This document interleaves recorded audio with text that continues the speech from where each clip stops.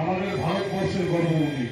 ওনাকে আমরা শুধু জন্ম এবং মৃত্যু এই দুটো দিনে শুধু পালন করলে ওনার প্রতি আমাদের যেটা गर तुम राधा होते श्याम, गर तुम राधा होते श्याम, मेरी तरह बस आठों पहर रटते श्याम का नाम।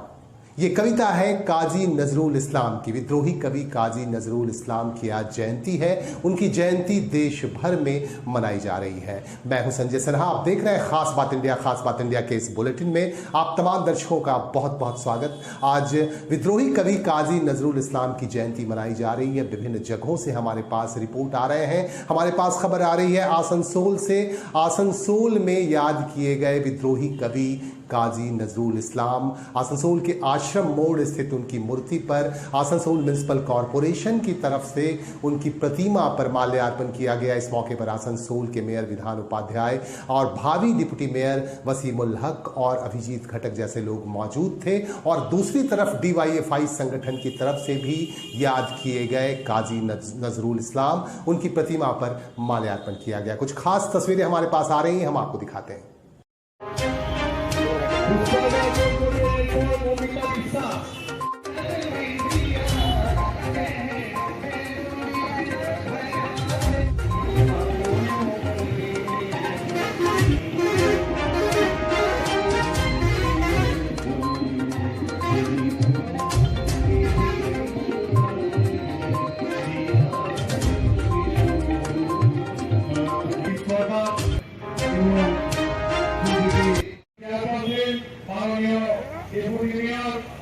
এবং আমাদের কাউন্সিলরবৃন্দ এবং অন্যান্য আমাদের প্রভৃতি ঘটক দিয়েছে, আমাদের রসিমুল দিয়েছে।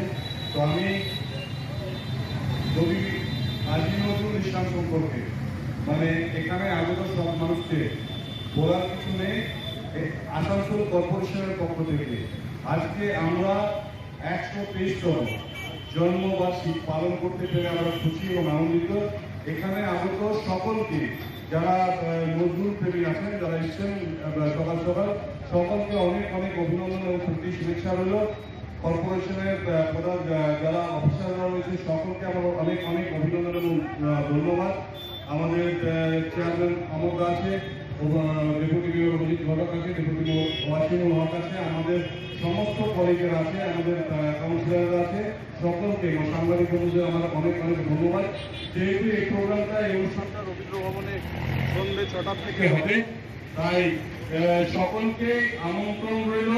আপনারা সকলে ওখানে আসুন এবং আমরা মানে আমাদের শুধু আসানসোলের গর্ব নয়,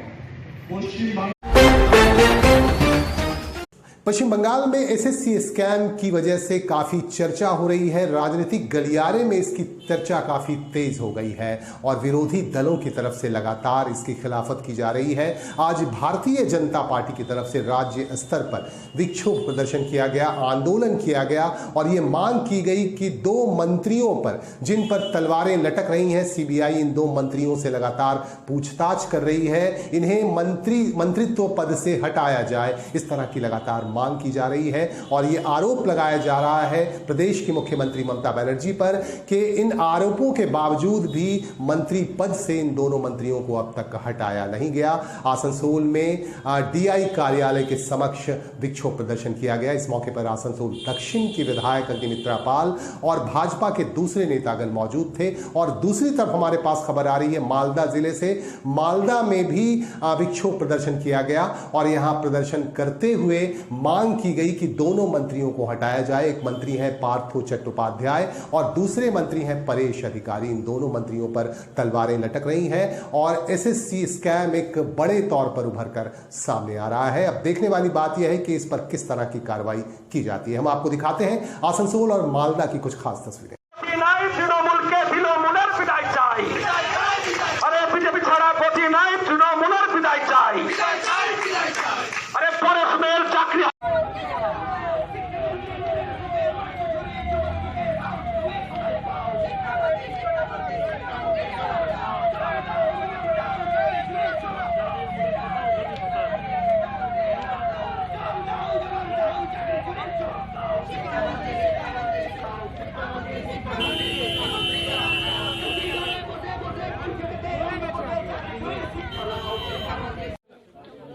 এসএসসির যে দুর্নীতি হয়েছে, আমাদের প্রাক্তন শিক্ষামন্ত্রী পার্থ চট্টোপাধ্যায় এবং আরেক মন্ত্রী পরেশ অধিকারী মহাশয়কে তারা দুর্নীতির সাথে সরাসরি যুক্ত, এটা দেখা গেছে।